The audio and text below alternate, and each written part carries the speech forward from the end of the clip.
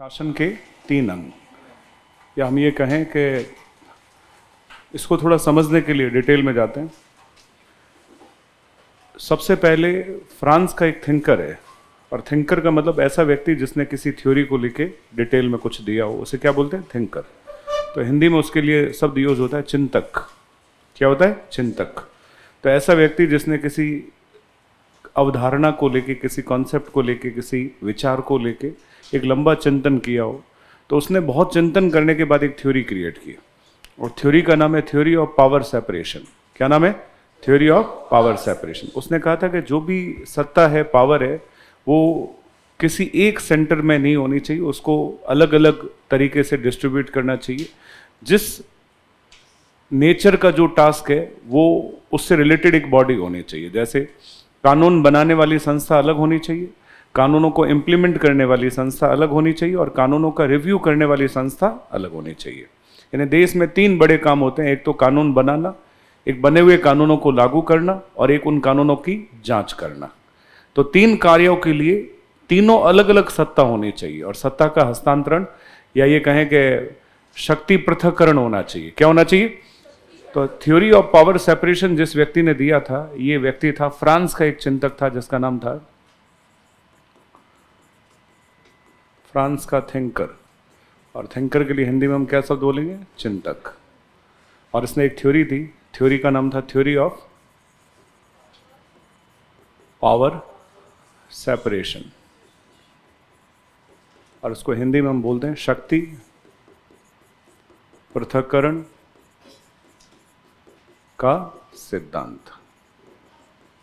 क्या बोलते हैं इसको? शक्ति पृथक्करण का सिद्धांत। तो शक्ति पृथक्करण का सिद्धांत क्या कहता है? सुनिए, ये कहता है कि किसी भी देश में शासन जो है, वो शक्ति जो है एक जगह नहीं होनी चाहिए, अलग अलग जगह होनी चाहिए, उसका सेपरेशन होना चाहिए। तो शासन के मुख्यतः 3 अंग हो सकते हैं। कितने अंग हो सकते हैं? 3। और फिर इसने तीनों को डिस्क्राइब किया बहुत डिटेल में जाके। पहले अंग को इसने नाम दिया लेजिस्लेटिव, दूसरे को नाम दिया एग्जीक्यूटिव, और तीसरे को नाम दिया जुडिशरी। इसको हम बोलते हैं न्यायपालिका, कार्यपालिका और विधायिका। ठीक है? तो विधायिका, कार्यपालिका और न्यायपालिका। शासन के कितने अंग होते हैं? 3। ये किसने कहा? मॉन्टेस्क्यू ने। चिंतक का नाम भी लिख देते हैं हम। किसने कहा? मॉन्टेस्क्यू। कहाँ का था? ठीक है? तो उसने कहा कि 3 जगह पावर होनी चाहिए, और तीनों का काम अलग अलग है। यदि शॉर्ट में देखें तो इसका काम है लॉ मेकिंग, यानी कानून बनाना, और अच्छे से लिखें तो कानून निर्माण। विधि, विधि मतलब कानून, और इसको हम क्या बोलते हैं? लॉ। तो जो लॉ बनाने वाली बॉडी है उसे क्या बोलेंगे? विधायिका। आज इसके बारे में हम डिटेल देखेंगे विधायिका क्या होती है। फिर इसके बाद में जो कानून बना हुआ है उसे इम्प्लीमेंट करना, यानी लॉ इम्प्लीमेंटेशन। तो कानूनों का थोड़ा अच्छा शब्द यूज करें, क्रियान्वयन। क्या बोलते हैं? क्रियान्वयन। क्रियान्वयन मतलब बने हुए कानून को क्या करना? इम्प्लीमेंट करना। और तीसरा, कानून बनाने से और लागू करने से नहीं होता, ये भी देखा जाना चाहिए कानून सही है या नहीं है, उसको इन्वेस्टिगेट करना भी जरूरी। तो ऐसी बॉडी को हम कहेंगे कानूनों की जांच, या इसके लिए थोड़ा अच्छा शब्द समीक्षा या फिर व्याख्या। इसको हम रिव्यू भी कहते हैं। लॉ जो बना है उसका रिव्यू करना, उसे इन्वेस्टिगेट करना, उसे डिस्क्राइब करना, और यदि वो इलीगल है तो कोर्ट उसे क्या कर सकता है? खारिज भी कर सकता है। इस तरह की शक्ति को हम बोलते हैं थ्योरी ऑफ पावर सेपरेशन, जिसमें 3 शक्तियां विभाजित हो जाती है। तीनों अपना अपना काम करेगी, एक दूसरे के कार्यों में इंटरफेयर ना करे। इसने ये कहा था कि भाई तीनों जो अंग होंगे वो अपने अपने नेचर में टास्क करेंगे, दूसरे के कार्यों में इंटरफेयर नहीं करेंगे। जैसे जुडिशरी बेवजह लेजिस्लेशन को तंग नहीं करेगी, लेजिस्लेशन बेवजह जुडिशरी या एग्जीक्यूटिव को परेशान नहीं करेगा, सब अपना अपना काम करेंगे। और हमारे देश में लगभग ऐसा ही है, थोड़ा सा फर्क है, उसको हम समझेंगे। क्योंकि जैसा एग्जैक्टली मॉन्टेस्क्यू ने कहा वैसा सिस्टम हमारे देश में नहीं है, उसमें थोड़ा सा डिफरेंस है। वो डिफरेंस कैसे हम देखेंगे। तो इसको हम बोलते हैं शासन के 3 अंग। क्या बोलते हैं? शासन के 3 अंग। तो हमारा जो गवर्नेंस सिस्टम, इसको हम गवर्नेंस सिस्टम भी कहते हैं। क्या बोलते हैं? Governance system. और हिंदी में इसे बोलते हैं शासन प्रणाली। क्या बोलते हैं? तो शासन प्रणाली को समझने के लिए मॉन्टेस्क्यू को समझना बहुत ही जरूरी है। क्लियर है? अब हम सबसे पहले देखें विधायिका क्या होती है, कार्यपालिका क्या होती है और जुडिशरी क्या होती है। चूंकि मैंने आपको ऑलरेडी बताया कि भारत में कौन सी व्यवस्था है? संघीय व्यवस्था।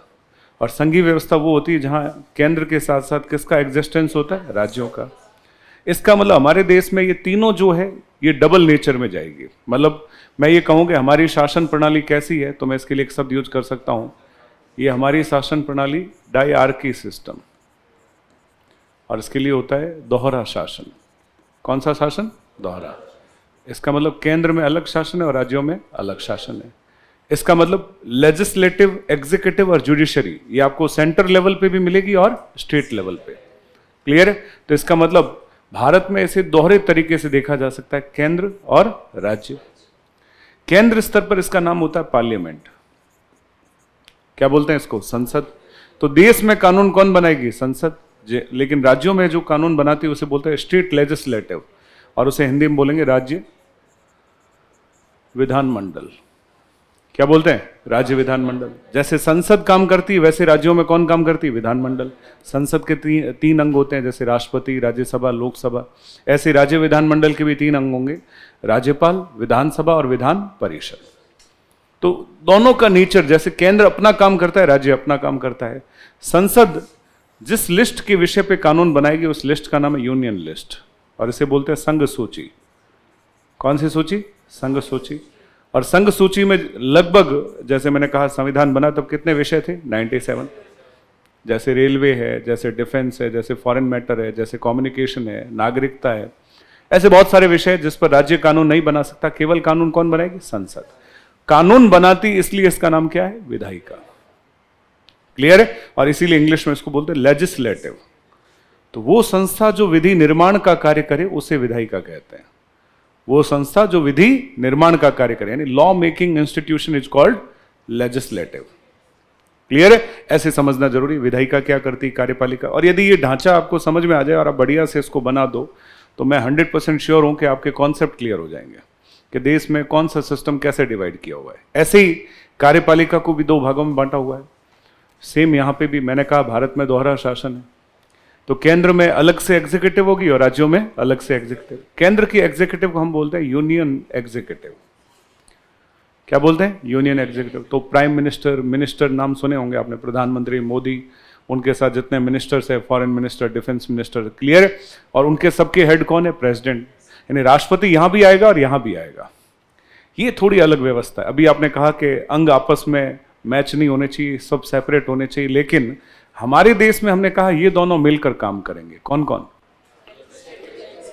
इसको हम अलग नहीं कर सकते। मतलब सरकार में वही आएगा, मिनिस्टर वही बनेगा जो किसका पार्ट होगा? लेजिस्लेटिव का। जबकि कई देशों में ऐसा है कि लेजिस्लेटिव बिल्कुल अलग है, एग्जीक्यूटिव बिल्कुल अलग है और जुडिशरी बिल्कुल अलग है। तीनों का आपस में कोई मेल नहीं है। अमेरिका जैसे देश है, फ्रांस जैसे देश है, वहां आपको कैसी व्यवस्था मिलेगी? थ्योरी ऑफ पावर सेपरेशन या पावर सेपरेशन थ्योरी। हमारे देश में आइडियल पावर सेपरेशन थ्योरी आपको नहीं मिलेगी, क्योंकि ये दोनों मिलकर काम करते हैं। कौन कौन? लेजिस्लेटिव और एग्जीक्यूटिव। यानी मंत्री बनने के लिए सदन का मेंबर होना नेसेसिटी, जरूरी। यदि आपको मिनिस्टर बनना है तो आप ऐसे ही नहीं बन सकते। हां, अमेरिका में मिनिस्टर बनने के लिए सदन का सदस्य होना जरूरी नहीं है, लेकिन हमारे देश में जरूरी है। और सदन का सदस्य होना जरूरी, इसका मतलब कार्यपालिका में जाने के लिए विधायिका का मेंबर होना जरूरी। और ऐसी व्यवस्था को हम क्या बोलते हैं?